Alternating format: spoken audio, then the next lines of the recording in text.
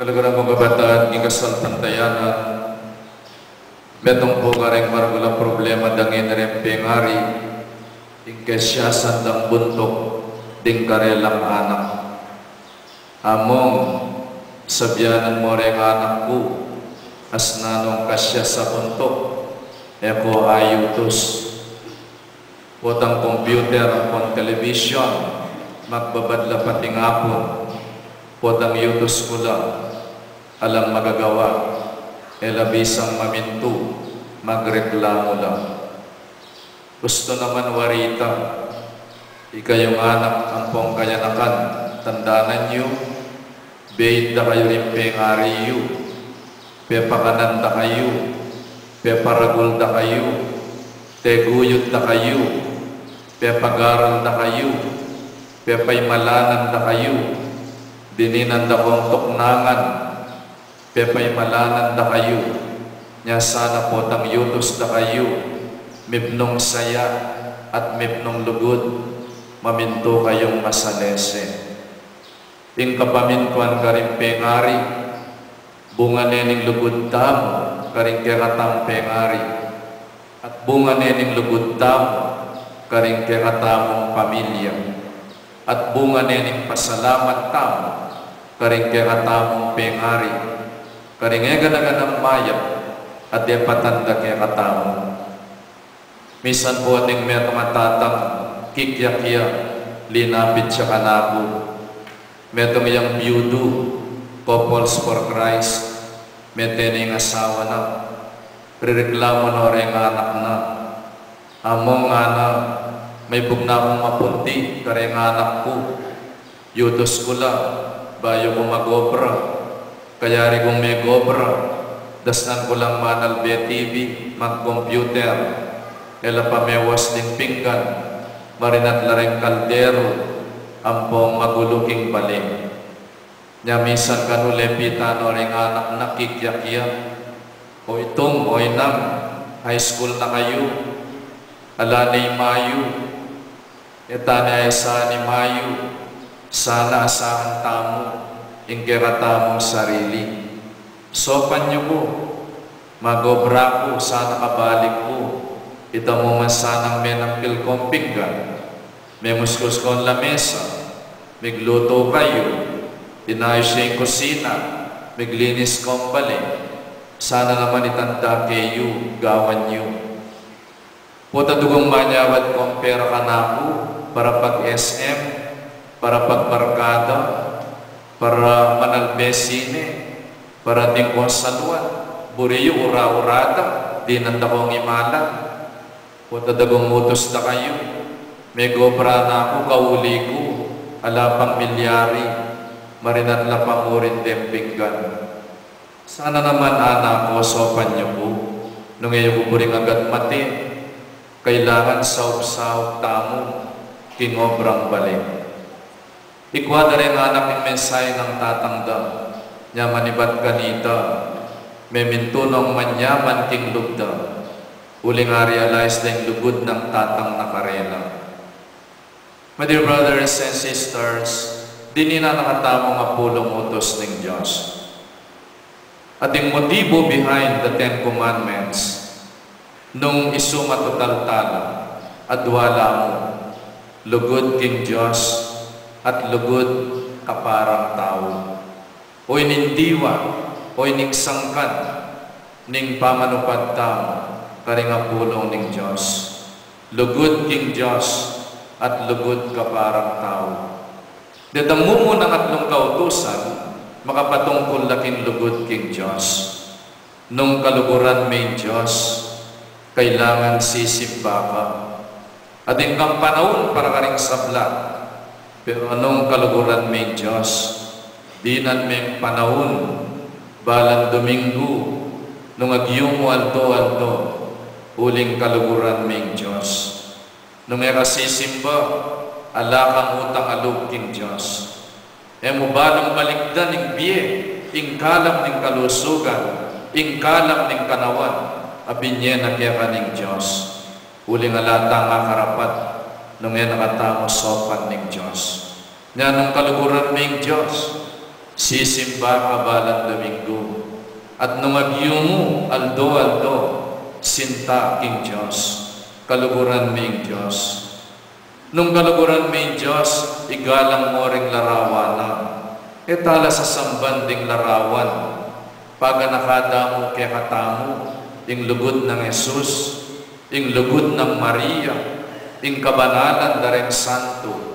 Nung makanang atintamong litrato ng imatamo, king baletamo, at po tangakakit tayo matamo po itatangtamo, niyang kinasanla, agaga nakatamo, oren rin pengari ko. Kapamilataning lugod da, mi bait ko, may gintaw ko, teguyod da ko, niya gagalang talaret ang larawan, daring pengari tamo. Gagalang tayong larawan ng Jose Rizal, uling agaga nakatamo, itang kabayanihana. Gagalang talaring larawan daring malasanto at ninggino, uling paganakada kay katamo, ing lugod da kay katamo. Itang kapatayutos, hanggang naking kapulumutos, makarikilya king lugod, kaparang tao. Nino rin kapara tamong tao, aliwarin tao king Afrika, masyado lang malawat deta. Den kapara tamong tao, dimpengari tamo, ding anak yu, ing asawa mo, ing manuyang mo, detang katubalem, ilang mo munang diling ka para mong tao. Nya nga naning Ginoo ikalang may mago, uling in lugod matwa, ing lugod pengari, magdalang kanawan, king pamibiyabiyat tao. Nung ikang ini magkasakit ka, baka may mga sangkan, tampalasan kang anak, karing pengari mo. In lugod pengari, magdalang kanawan, at marakalaswerte kimbiye, uling ilang representative ni ngapong Ginoo, kareng pamilya tamo. Kapamilya tandaring kamat da, po na sisiklod tamo kareng matwa tamo, na nabangnan tamo yung bendisyon na ni ngapong Ginoo. Ikalang may mamo ang po'y tatang mo, uling magdalang kanawan, at kapatawaran kareng kasalanan. Lugod king asawa mo, kamaki nung kaluguran may asawa mo, kamaki pangalugod, king mo asawa. That's fair. Nung buring man lalaking asawa mo, kamang babae. Nung burimeng maging tapat yung asawa mo, potang magbiyay kang isorsugon, kamang nalakad ba yung pamilya ka rin. Asawa me yan, balikan me, tapat ka kaya, ang gaging kamatayan. No yung asawa mo, tsuking abroad, madutok suget ang lalaking gagapang keka, uling balo ng mamulila ka, paglolo na kat pitex-tex na ka, ibasura mo ito, uling po na masira yung pamilya mo. Masakit, pero nung kaluguran mo yung asawa mo, makipangalugod king mo asawa, manako, mamirayin, mangupit, makamate, may papaten yung bungol king atsyan mo. Labagyan ting utos ning apong Ginoo. Anak mayta, may papayabort ing anak mo. Mutang makamate, makipate. Sesen mo, ing manyaman na pamiyutos, king metong at metong, karing katubale mo, king katuangan mo, makiyutos kang masalese, may pamuruha, idasanang aldo-aldo you live in peace, alitang may pamalabag kong pasbul. Makiyabe kang masalese king bipnong kayapan at kapayapan, king kalupatamong tao. Always seek the way of peace and reconciliation. Alitang may pagdemanda kayo. Manom nung may pagdemanda kayo. Uri na sabihin, you're not capable of settling differences in an amicable and peaceful way. Kristiyano ka. Samasan kami sa pamisong galit, kapamilataning mapayapang pamamaralan, barilan, dimandahan, nung mapayapang pamiyabe, pamiyutos at pamakisabi. Nung kaluguran may kalupamong tao, emang kami na ning bandina ning kalupamong tao, emang kami na ning asawa ning siping mong bali, kamandirang puri. Baliw masaguli ng tuparan ding utos ning Diyos, nung kaluguran tayong Diyos, at kapara tamong tao. The way of peace, order, they promote life and unity. Nya pinganan ng Ginoo, if you love me, you will obey my commandments. O ita, if you love me, you will obey my commandments. Nung kaluguran mo yung asawa mo, kaluguran mo rin pengari mo, maminto kang masalese.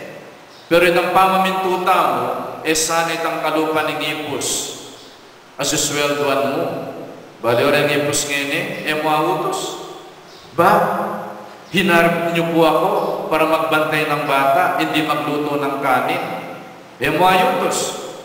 Nung mano pa ang meto nga ipos o kayabe, tagalinis siyang balik, itamoy gawa. Nung taga-pipi, taga-palansa, itamoy gawa na. Nung magluto, itamoy gawa na. Muna sobra kanita. Huling disweldo la makaoras si karelang pamagobra ang pong pamaminto. Eta naman ipos. Eta naman pasweldo kim pamagbante kareng anak mo. Iganginda. Dapat expect mo kayong asawa mo, sweldoan ka. Huling sisesen mo rin anak mo. Ali, kaluguran mo rin anak mo. Responsibilidad mo ita. Ika yung anak. Ikaw rin maminto nung yung nakadinan dinala ni mamo. Ali, dapat sobra pakitan dapat mong gawan. We should not be minimalist, but let us maximize our love. Huling yung lugod niya mapangwenta. Nya nung ikaming luto kang nasi, ikit mo, ela pa may wasting pinggan, okay mo. Mukha kaming lutong nasi, maglinis ka pang pinggan. Huling ating kang malasakit, ang pong lugod, kingge kang pamilya. So kaluguran kong anak, maminto ko sanang masalese, karempeng ariyo, luguran niya yung pamilya yu, luguran may yung pengari mo, at nanuman sana yung gagawan tao, in the service of the parish and in the service of the family, let it come from the heart. Lugod king Diyos at lugod ka parang tao at ita sana mangwenta because obedience is not doing the minimum, but obedience goes beyond the limit of the minimum. Let us maximize our love for one another. Emudang ekamakamati, nune ekamakipati. Going beyond the limits of the law.